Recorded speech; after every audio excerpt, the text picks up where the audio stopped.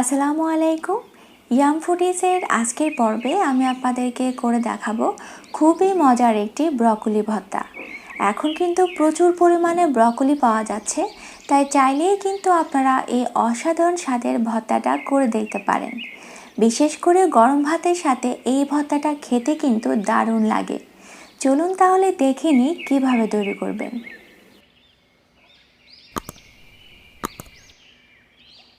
এখানে আমি একটি ব্রকলি নিয়েছি, আর ব্রকলির নিচের দিকে যে সবুজ অংশটুকু দেখছেন সেটাও কিন্তু ফেলে দেওয়ার কোনো দরকার নেই, কারণ ব্রকলিটা ভর্তা করার জন্য যখন সেদ্ধ করবেন খুব তাড়াতাড়ি এই সবুজ অংশটুকু সেদ্ধ হয়ে যায়, তাই পুরো অংশটুকু নিলেও কোনো সমস্যা নেই।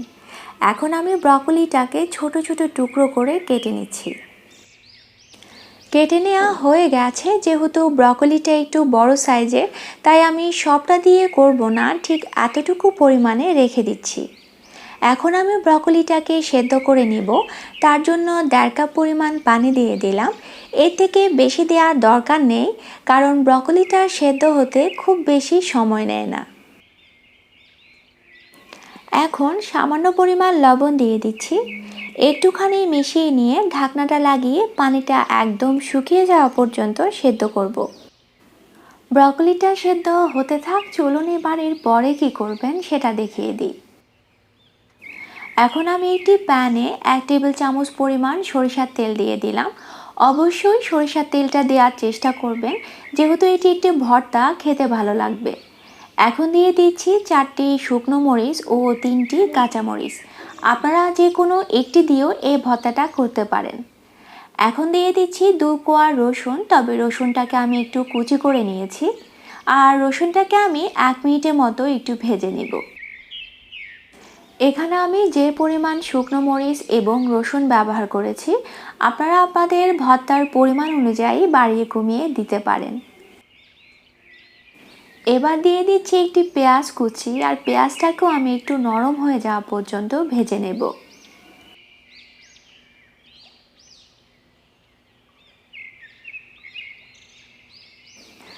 পেঁয়াজটা ভাজা হয়ে গেছে, এখন আমি এগুলোকে তুলে রাখবো।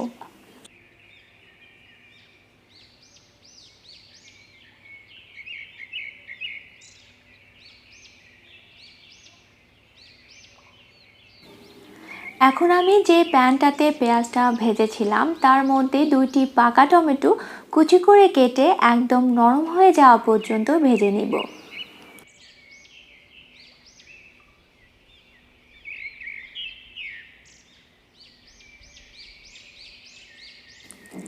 ব্রকলিটা সেদ্ধ হয়ে গেছে, তারপর আমি একটি কাঠির সাহায্যে দেখে নিই নরম হয়েছে কিনা। আপনারা দেখতে পাচ্ছেন একদম নরম হয়ে গেছে। এখন যেটুকু পানি আছে সেটাও শুকিয়ে নেব।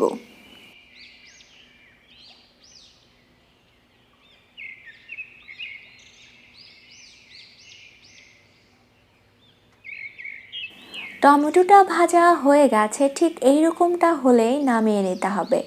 চলুন এবার ভর্তাটা করে নিই। প্রথমে পেঁয়াজ, রসুন এবং মরিচটাকে যে ভেজে রেখেছিলাম তা খুব ভালো করে মেখে নিব।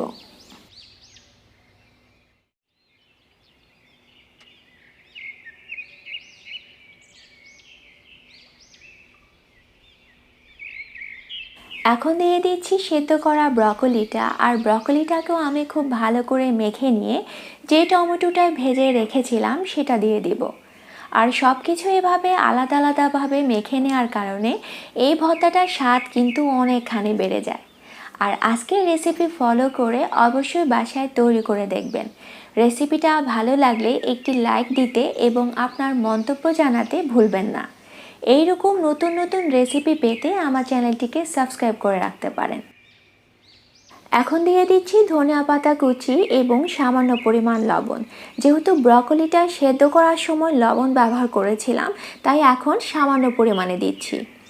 আর আজকের ভর্তার সবগুলো উপকরণ যেহেতু আমি সরিষার তেলে ভেজে নিয়েছি, তাই এখন আর সরিষার তেলটা ব্যবহার করলাম না।